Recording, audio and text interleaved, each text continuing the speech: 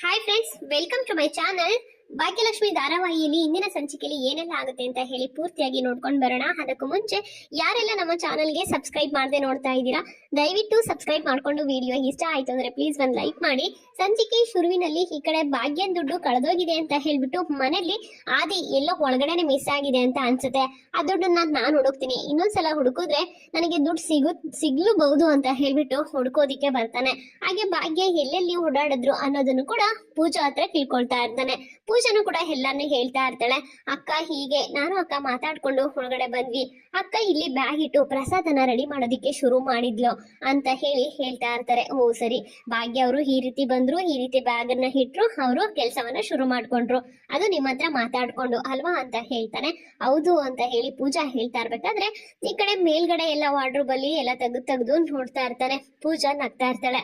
ಅಯ್ಯೋ ಪೂಜಾ, ನಾನ್ ನೋಡಿದ್ರೆ ಇಷ್ಟೊಂದು ಸೀರಿಯಸ್ ಆಗಿ ಹುಡುಕ್ತಾ ಇದೀನಿ, ನೀನ್ ಏನ್ ಮಾಡ್ತಾ ಇದ್ಯಾ, ನಗ್ತಾ ಇದೆಯಲ್ಲ ಪೂಜಾ ಅಂತ ಕೇಳ್ತಾ ಇರ್ಬೇಕಾದ್ರೆ, ಅಲ್ಲ ಬಾವ, ಅಕ್ಕ ಕೆಳಗಡೆ ಬ್ಯಾಗ್ ಇಟ್ಟಿರೋದು, ಅಲ್ಲ ಮೇಲ್ಗಡೆ ಹೋಗೋದಿಕ್ಕೆ ಹೇಗ್ ಸಾಧ್ಯ ಬಾವ ಅಂತ ಪೂಜಾ ಹೇಳ್ತಾ ಇರ್ಬೇಕಾದ್ರೆ, ಹೌದೌದು ನೀನ್ ಹೇಳ್ತಾ ಇರೋದು ಸರಿಯಾಗೆ ಇದೆ, ಮೇಲ್ಗಡೆ ಹೋಗೋದಿಕ್ಕೆ ಹೇಗ್ ಸಾಧ್ಯ ಅಲ್ವಾ ಅಂತ ಹೇಳ್ಕೊಂಡು ಮತ್ತೆ ಕೆಳಗಡೆ ಹುಡ್ಕೋದಿಕ್ಕೆ ಶುರು ಮಾಡ್ತಾರೆ.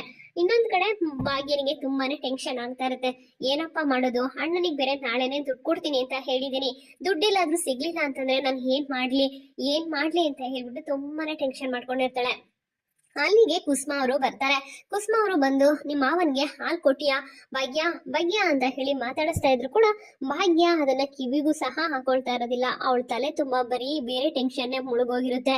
ಈ ರೀತಿ ಇರ್ಬೇಕಾದ್ರೆ ಭಾಗ್ಯ ಅಂತ ಮುಟ್ಟಿ ಮಾತಾಡಿಸ್ತಾ ಇರ್ತಾರೆ. ಅಲ್ಲಮ್ಮ, ನಾನು ಅಷ್ಟೊಂದು ಮಾತಾಡ್ತಾ ಇದ್ದೀನಿ, ನೀನ್ ಏನ್ ಯೋಚನೆ ಮಾಡ್ತಾ ಇದ್ಯಾ, ಏನಾಯ್ತು ಇಷ್ಟೊಂದು ಗಾಢವಾಗಿ ಯೋಚನೆ ಮಾಡೋ ಅಂತದ್ದು ಅಂತ ಕೇಳ್ತಾ ಇರ್ಬೇಕಾದ್ರೆ, ಅದು ದುಡ್ಡು ಮಿಸ್ ಆಗಿದೆ ಅತ್ತೆ, ನಾನು ಬೆಳಿಗ್ಗೆ ಫುಡ್ ಡೆಲಿವರಿ ಮಾಡಿ ಬಂದಾಗ ದುಡ್ಡು ತಗೊಂಬಂದೆ ಅಲ್ವಾ, ಆ ದುಡ್ಡು ಮಿಸ್ ಆಗೋಗಿದೆ ಅಂತ ಹೇಳ್ತಾ ಇರ್ತಾಳೆ. ಅಲ್ಲಮ್ಮ ಭಾಗ್ಯ, ಅದೇಗ್ ಮಿಸ್ ಆಗಕ್ ಸಾಧ್ಯ ಆಯ್ತು, ಇಲ್ಲ ನೀನೇನೋ ತಪ್ಪು ಮಾಡಿದ್ಯಾ ಅಂತ ಅನ್ಸುತ್ತೆ, ನೀನೇನಾದ್ರೂ ಬೇರೆ ಕಡೆ ಎಲ್ಲಾದ್ರೂ ಬಿಟ್ಬಿಟ್ಟು ಬಂದಿದ್ಯಾ ಅಂತ ಅನ್ಸುತ್ತೆ ಅಂತ ಹೇಳ್ತಾ ಇರ್ಬೇಕಾದ್ರೆ, ಇಲ್ಲ ಅತ್ತೆ ನಾನು ಎಲ್ಲೂ ಹೋಗಿಲ್ಲ, ಪೂಜಾ ಮನೆಗೆ ಹೋಗಿದ್ದಷ್ಟೇನೆ ಅಂತ ಹೇಳಿದಾಗ, ಹೌದಾ ಪೂಜಾ ಮನೆಗೆ ಹೋಗಿದ್ಯಾ, ಅಲ್ಲ ಅವಳಿಗೆ ಹೇಳ್ತೀಯ ಒಂದ್ಸಲ ನೋಡೋದಿಕ್ಕೆ ಅಂದಾಗ, ಹೌದು ನೋಡೋದಿಕ್ಕೆ ಹೇಳಿದೀನಿ ಅಂತ ಭಾಗ್ಯ ಅವರು ಹೇಳ್ತಾ ಇರ್ತಾರೆ. ಹಾಗೆ ಆ ದೇವಿ ನಮ್ಮನ್ನ ಯಾವತ್ತೂ ಕೈ ಬಿಡೋದಿಲ್ಲ, ಇದಕ್ಕಿಂತ ಹೆಚ್ಚಾಗಿರೋ ಎಷ್ಟೆಷ್ಟೋ ಕಷ್ಟಗಳನ್ನೆಲ್ಲ ನೀನು ಅನುಭವಿಸಿದ್ಯಾ, ಅಂತ ಟೈಮಲ್ಲಿ ಆ ದೇವರು ನಿನ್ನನ್ನ ಕೈ ಬಿಟ್ಟಿಲ್ಲ, ಎಲ್ಲದಕ್ಕದ್ರಲ್ಲೂ ಮುಂದೆ ನಿಂತ್ಕೊಂಡು ನಿನ್ನನ್ನ ಮುಂದೆ ನಡೆಸಿದಾಳೆ, ಇವತ್ತು ಕೂಡ ಆ ತಾಯಿ ಮುಂದೆ ನಡೆಸ್ತಾಳೆ ಅಂತ ದೇವ್ರ ಮುಂದೆ ಹೋಗಿ ದೇವ್ರ ಹತ್ರ ಬೇಡ್ಕೊಳ್ತಾ ಇರ್ತಾರೆ. ಇನ್ನು ಮಕ್ಕಳು ಕೂಡ ಸ್ಕೂಲಿಗೆ ಹೋಗೋದಿಕ್ಕೆ ಅಮ್ಮ ಲಂಚ್ ಬಾಕ್ಸು, ಅಮ್ಮ ಅದು ಇದು ಅಂತ ಮೇಲೆ ಮೇಲೆ ಕೇಳ್ತಾ ಇರ್ಬೇಕಾದ್ರೆ ಭಾಗ್ಯ ಎಲ್ಲಾನು ಕೂಡ ರೆಡಿ ಮಾಡಿ ಕೊಡ್ತಾ ಇರ್ತಾಳೆ. ಅಮ್ಮ ಸೂಪರ್ ಅಮ್ಮ, ನಾನು ಫುಲ್ ಕೇಳೇ ಇಲ್ಲ, ಅಷ್ಟಲ್ಲೇ ನೀನ್ ತಗೊಂಬಂದ್ ಕೊಡ್ತಾ ಇದೀಯಾ, ಸೂಪರ್ ಅಮ್ಮ ನೀನು, ಸರಿ ಕೊಡು, ನಾನಿವಾಗ ಗುಂಡಣ್ಣನ ಸ್ಕೂಲ್ ವ್ಯಾನ್ ಹತ್ಸ್ಬಿಟ್ಟು ನಾನು ಕಾಲೇಜ್ಗೆ ಹೋಗ್ತೀನಿ ಅಂತ ಹೇಳ್ಬಿಟ್ಟು ತನ್ವಿ ಗುಂಡಣ್ಣನ ಕರ್ಕೊಂಡು ಅಲ್ಲಿಂದ ಹೊರಡ್ತಾಳೆ. ಇನ್ನು ಖುಷಿಯಾಗಿ ಮನೆಯಿಂದ ಎಲ್ರನ್ನೂ ಕೂಡ ಆಚೆ ಕಳಿಸ್ತಾಳೆ ಭಾಗ್ಯ. ಇನ್ನು ಅವಳು ಯೋಚನೆ ಮಾಡ್ತಾ ನಿಂತ್ಕೊಂಡಿರ್ಬೇಕಾದ್ರೆ ಅಲ್ಲಿಗೆ ಕುಸುಮ ಅವರು ಬರ್ತಾರೆ. ಭಾಗ್ಯ, ನಿಂತರ ಇರೋದಿಕ್ಕೆ ಯಾರ ಕೈಯಿಂದಲೂ ಸಾಧ್ಯನೇ ಇಲ್ಲ ಕಣೆ, ಮನ್ಸ್ ತುಂಬ ಅಷ್ಟೊಂದು ನೋವು ಯೋಚನೆಗಳನ್ನ ಹಿಡ್ಕೊಂಡು ಆದ್ರೂ ಏನು ಹಾಗೆ ಇಲ್ವೇನೋ ಅನ್ನೋ ರೀತಿ ಎಲ್ಲರನ್ನೂ ಸಂಭಾಳಿಸ್ತಾ ಹೋಗ್ತಾ ಇದೀಯಾ, ತುಂಬಾನೇ ಗ್ರೇಟ್ ಅಮ್ಮ ಭಾಗ್ಯ ನೀನು ಅಂತ ಹೇಳ್ತಾ ಇರ್ಬೇಕಾದ್ರೆ, ಇಲ್ಲ ಅದೇ ಹಾಗೆಲ್ಲ ಏನು ಇಲ್ಲ ಅಂತ ಹೇಳ್ತಾ ಇರ್ತಾರೆ. ನನಗೆ ಗೊತ್ತು, ನಾನು ನಿನ್ನ ಇವತ್ತು ನೋಡ್ತಾ ಇದ್ದೀನ, ನಿನ್ನೆ ಮೊನ್ನೆಯಿಂದ ನೋಡ್ತಾ ಇದ್ದೀನ ಇಲ್ಲ ಅಲ್ವಾ, ನೀನ್ ಏನು ಅಂತ ನನಗೆ ಚೆನ್ನಾಗ್ ಗೊತ್ತು, ನಿನ್ ತಲೆಯಲ್ಲಿ ಏನ್ ಓಡ್ತಾ ಇದೆ ಅನ್ನೋದು ನನಗೆ ಚೆನ್ನಾಗ್ ಗೊತ್ತು, ದುಡ್ಡಿನ ಬಗ್ಗೆ ನೀನ್ ಯೋಚನೆ ಮಾಡ್ತಾ ಇದೀಯಾ ಅಂತ ಕುಸುಮ ಅವರು ಹೇಳ್ತಾ ಇರ್ಬೇಕಾದ್ರೆ ಸುನಂದನು ಕೂಡ ಅಲ್ಲಿಗೆ ಬಂದು, ಹೌದು ಕಣೆ, ಇವಾಗ ದುಡ್ಡಿಗೆ ಏನೇ ಮಾಡ್ತೀಯಾ ಅಂತಂದಾಗ ಗೊತ್ತಾಗ್ತಿಲ್ಲಮ್ಮ ಏನ್ ಮಾಡ್ಬೇಕು ಅಂತ, ನನಗಂತೂ ತುಂಬಾನೇ ಗಾಬರಿ ಆಗ್ತಾ ಇದೆ, ದುಡ್ಡನ್ನ ಅವರಿಗೆ ಕೊಡ್ತೀನಿ ಅಂತ ಹೇಳಿದೀನಿ, ಏನ್ ಮಾಡ್ಬೇಕು ಅಂತಾನೆ ನನಗೆ ಗೊತ್ತಾಗ್ತಿಲ್ಲ ಅಂತಂದಾಗ, ನೋಡು ಭಾಗ್ಯ ನೀನ್ ಏನು ತಲೆ ಕೆಡಿಸ್ಕೋಬೇಡ, ಆ ದೇವಿ ನಮ್ಮನ್ನ ಕೈ ಹಿಡಿದು ನಡೆಸ್ತಾಳೆ, ಆ ದೇವಿ ಯಾವತ್ತೂ ನಮ್ ಕೈ ಬಿಡೋದೇ ಇಲ್ಲ, ಆ ದೇವಿ ಕಾಪಾಡ್ತಾಳೆ, ಆ ದೇವಿಗೆ ದುಡ್ಡು ಸಿಕ್ತಿದ್ದ ಹಾಗೇನೆ ನಾವು ಹೋಗಿ ತುಪ್ಪು ದೀಪನ ಹಚ್ಚೋಣ ಸರಿನಾ ಅಂತ ಈ ಕಡೆ ಕುಸುಮ ಅವರು ಹೇಳ್ತಾ ಇರ್ತಾರೆ. ನೀನ್ ಇಷ್ಟೊಂದು ಯೋಚನೆ ಮಾಡಿದ್ರೆ ಆಗೋದಿಲ್ಲ ಕಣೆ, ನೀನ್ ಎಷ್ಟೆಷ್ಟೋ ಕಷ್ಟಗಳನ್ನೆಲ್ಲ ನೀನು ನಿಭಾಯಿಸ್ಕೊಂಡ್ ಬಂದಿದ್ಯಾ, ಅಂತದ್ರಲ್ಲಿ ಈ ಕೆಲ್ಸ ಏನ್ ದೊಡ್ಡದಲ್ಲ, ಇವತ್ತು ಹೇಗಾದ್ರೂ ಅಡ್ಜಸ್ಟ್ ಮಾಡಿದ್ರಾಯ್ತು ಅಂತ ಹೇಳ್ತಾ ಇರ್ತಾರೆ. ಅಷ್ಟರಲ್ಲಿ ಹಾದಿ ಬಂದು ಡೋರ್ ಲಾಕ್ ಮಾಡ್ತಾರೆ.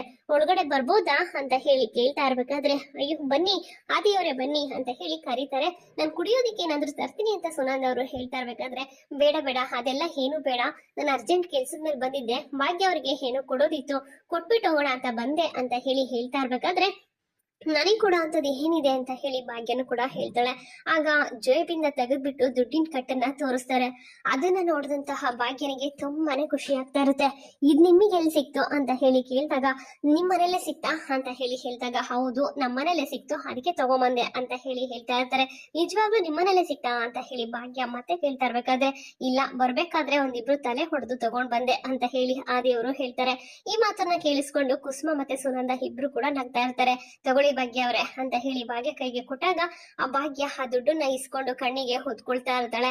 ಅಪ್ಪ ನನ್ನಿಂದ ಎಲ್ಲಿ ಮಿಸ್ ಆಗಿ ಹೋಗ್ಬಿಟ್ಟಿದ್ಯೋ ಅಂತ ಹೇಳಿ ತುಂಬಾನೇ ಟೆನ್ಷನ್ ಮಾಡ್ಕೊಂಡಿದ್ದೆ. ನಾನು ಈ ದುಡ್ಡನ್ನ ಒಬ್ರಿಗೆ ಎಮರ್ಜೆನ್ಸಿಯಾಗಿ ಕೊಡ್ಬೇಕಿತ್ತು, ಅವರಿಗೆ ಕೊಡ್ತೀನಿ ಅಂತ ನಾನು ಮಾತು ಕೊಟ್ಟಿದ್ದೆ ಅಂತ ಹೇಳಿ ಭಾಗ್ಯ ಅವರು ಹೇಳ್ತಾ ಇರ್ತಾರೆ. ನೀವೆಷ್ಟು ಸ್ವಾಭಿಮಾನಿ ಅನ್ನೋದು ನನಗೆ ಚೆನ್ನಾಗಿ ಗೊತ್ತಿದೆ, ಅಷ್ಟು ಗೊತ್ತಿದ್ದನು ಕೂಡ ನಾನು ಈ ರೀತಿ ಹೇಳೋದಿಕ್ಕಾಗುತ್ತಾ ಅಂತ ಹೇಳಿ ಆದಿ ಹೇಳ್ತಾ ಇರ್ತಾರೆ.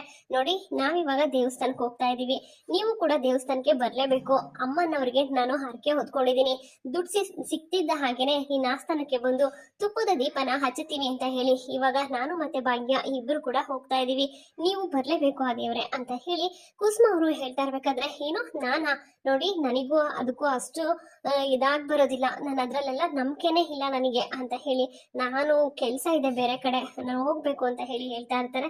ಇಲ್ಲ ಇಲ್ಲ ನೀವು ಬರ್ಲೇಬೇಕು ಅಂತ ಹೇಳಿ ಹೇಳ್ತಾರೆ. ಇಲ್ಲ ನೀವು ಹೋಗ್ತಾ ಇದ್ದೀರಲ್ಲ ಅದ್ರ ಪಕ್ಕದಲ್ಲೇ ನನ್ನ ಆಫೀಸ್ ಇರೋದು, ನಾನು ಆಫೀಸ್ಗೆ ಹೋಗ್ತೀನಿ, ನಿಮ್ಮನ್ನ ಅಲ್ಲಿವರೆಗೂ ಡ್ರಾಪ್ ಮಾಡಿ ಹೋಗ್ತೀನಿ ಬನ್ನಿ ಅಂತ ಹೇಳಿ ಹೇಳ್ತಾ ಇರ್ಬೇಕಾದ್ರೆ, ಇಲ್ಲ ನೀವು ದೇವಸ್ಥಾನಕ್ಕೆ ಬರ್ಲೇಬೇಕಷ್ಟೇ, ಇಲ್ಲ ಅಂತ ಹೇಳೋ ಹಾಗೇನೆ ಇಲ್ಲ ಅಂತ ಹೇಳಿ ಕುಸುಮ ಅವರು ಹೇಳ್ತಾರೆ. ಸರಿ ಆಯ್ತು ದೇವಸ್ಥಾನಕ್ಕೆ ಹೊರಡೋಣ ಅಂತ ಹೇಳ್ಬಿಟ್ಟು ಭಾಗ್ಯ ಅವರು ಅಲ್ಲಿಂದ ಹೊರಡೋದಿಕ್ಕೆ ರೆಡಿ ಆಗ್ತಾರೆ. ಆದಿ ಮಾತ್ರ ಬರೋದಿಲ್ಲ ಅಂತ ಹೇಳ್ತಾ ಇದ್ರು ಕೂಡ ಕುಸುಮ ಅವರು ಕೇಳ್ತಾನೆ ಇರೋದಿಲ್ಲ. ನೀವು ಬರ್ಲೇಬೇಕು, ನಮ್ ಜೊತೆ ಬಂದು ದೇವಸ್ಥಾನದಲ್ಲಿ ನೀವು ಕೂಡ ದೇವರಿಗೆ ದೀಪವನ್ನ ಹಚ್ಚಲೇಬೇಕು. ಆ ದೇವರು ಕೈ ಹಿಡಿತಾನೆ ಅಂತ ಗೊತ್ತಿತ್ತು, ನಮ್ ಕೈ ಬಿಡೋದಿಲ್ಲ ಅಂತ ನನಗೆ ಚೆನ್ನಾಗಿ ಗೊತ್ತಿತ್ತು. ಈ ರೀತಿ ನಿಮ್ಮ ರೂಪದಲ್ಲಿ ಬಂದು ನಮ್ಗೆ ಇವತ್ತು ಸಹಾಯ ಮಾಡಿದಾನೆ, ನೀವು ಕೂಡ ಬರ್ತಾ ಇದ್ದೀರಾ, ಬರ್ಬೇಕಷ್ಟೇ ಅಂತ ಹೇಳಿ ಹೇಳ್ತಾರೆ. ಸರಿ ಅತ್ತೆ ನಾವಿನ್ನು ಹೊರಡೋಣ ಅತ್ತೆ ಅಂತ ಹೇಳ್ಬಿಟ್ಟು ಬ್ಯಾಗ್ ಅನ್ನ ತಗೊಂಡು ಭಾಗ್ಯ ಅವರು ಹೊರಡ್ತಾ ಇರ್ಬೇಕಾದ್ರೆ ಸುನಂದನಿಗೆ ಬಾ ಹೇಳಿ ಅಲ್ಲಿಂದ ಎಲ್ರು ಕೂಡ ಹೊರಡ್ತಾರೆ. ಇನ್ನು ಆ ದೇವ್ರು ನಮ್ಮನ್ನ ಕಾಪಾಡೇ ಬಿಟ್ಟ ಅಂತ ಹೇಳಿ ಸುನಂದ ಅವರು ದೇವರಿಗೆ ಕೈ ಮುಗಿತಾ ಇರ್ತಾರೆ. ಇನ್ನೊಂದ್ ಕಡೆ ಪೂಜಾ ಮತ್ತೆ ಕಿಶನ್ ಇಬ್ರು ಕೂಡ ಮಲ್ಕೊಂಡಿರ್ಬೇಕಾದ್ರೆ ಪೂಜನಿಗೆ ಎಚ್ಚರ ಆಗ್ತಾ ಇರುತ್ತೆ. ಹಾಗೆ ನಿಧಾನವಾಗಿ ಕಣ್ಬಿಟ್ಟು ನೋಡಿದ ತಕ್ಷಣ ಅಮ್ಮ ಅಂತ ಹೇಳಿ ಜೋರಾಗಿ ಕಿರ್ಚ್ಕೊಳ್ತಾಳೆ. ಕಿರ್ಚ್ಕೊಂಡ ತಕ್ಷಣ ಕಿಶನ್ ಕೂಡ ಇದ್ದು ಏನಾಯ್ತು, ಯಾಕೆ ಈ ರೀತಿ ಕಿರ್ಚ್ಕೊಂಡೆ ಅಂತಂದಾಗ ಸ್ಮಾಲ್ ಮಿಸ್ಟೇಕ್ ಆಯ್ತು ಅಂತ ಹೇಳಿ ಹೇಳ್ತಾ ಇರ್ತಾಳೆ. ನಿನಗೆ ಮಿಸ್ಟೇಕು ನನಗೆ ದೊಡ್ಡದಾಗೆ ಆಯ್ತು ಗೊತ್ತಾ ಅಂತ ಹೇಳಿ ಹೇಳ್ತಾ ಇರ್ತಾನೆ. ಸಾರಿ ಕಿಶನ್ ಅಂತ ಹೇಳ್ಬಿಟ್ಟು ಈ ಕಡೆ ಕಿಶನ್ ಸಾರಿನ್ನು ಕೂಡ ಕೇಳ್ತಾ ಇರ್ತಾರೆ. ಸರಿ ಟೈಮ್ ಆಯ್ತು ಎದ್ದೋ ಅಂತ ಹೇಳಿದಾಗ ಕಿಶನ್ ನನಗೆ ಯಾಕೋ ತುಂಬಾ ಸುಸ್ತಾಗ್ತಾ ಇದೆ ಕಣ, ನಾನು ಇನ್ನೊಂದ್ ಸ್ವಲ್ಪ ಹೊತ್ತು ಮಲ್ಕೊಡ್ತೀನಿ ಅಂತ ಹೇಳಿದಾಗ ಸರಿ ಆಯ್ತು ಮಲ್ಕೋ ಅಂತ ಹೇಳ್ಬಿಟ್ಟು ಅಲ್ಲಿಂದ ಎದ್ದು ಕಿಶನ್ ಹೊರಡ್ತಾನೆ. ಇನ್ನು ಪೂಜಾನು ಕೂಡ ದಿಂಬುನ ನೀಟಾಗಿ ಹಾಕೊಂಡು ಪೂಜಾ ಮಲ್ಕೊಂಡಿರ್ತಾಳೆ. ಮತ್ತೆ ಕಿಶನ್ ಅಲ್ಲಿಗೆ ಬರ್ತಾನೆ, ಫ್ರೆಶ್ ಆಗ್ಬಿಟ್ಟು ಬಂದು ನೋಡ್ತಾನೆ, ಇನ್ನು ಪೂಜಾ ಅದೇ ರೀತಿ ಮಲ್ಕೊಂಡಿರ್ತಾರೆ. ಪೂಜಾ ಇನ್ನು ಮಲ್ಕೊಂಡಿದ್ಯಾ, ನಿನಗೆ ಸುಸ್ತು ಮಾತ್ರನಾ ಅಥವಾ ಬೇರೆ ಏನಾದ್ರು ತೊಂದರೆ ಆಗ್ತಾ ಇದೆಯಾ, ನೋವಾಗ್ತಿದ್ಯಾ ಅಂತ ಹೇಳಿ ಕೇಳ್ತಾ ಇರ್ಬೇಕಾದ್ರೆ, ಇಲ್ಲ ಕಿಶನ್ ಸುಮ್ನೆ ಹಾಗೆ ತುಂಬಾನೇ ಸುಸ್ತಾಗ್ತಿದೆ ಕಣೋ ಅಂತ ಹೇಳಿ ಹೇಳ್ದಾಗ, ಸರಿ ಆಯ್ತು ನೀನ್ ಇನ್ನೂ ಒಂದ್ ಸ್ವಲ್ಪ ಹೊತ್ತು ರೆಸ್ಟ್ ಮಾಡು, ನಾನು ಜಿಮ್ ಕಡೆ ಹೋಗ್ಬಿಟ್ಟು ಬರ್ತೀನಿ ಅಂತ ಹೇಳ್ಬಿಟ್ಟು ಕಿಶನ್ ಅಲ್ಲಿಂದ ಹೊರಡ್ತಾನೆ.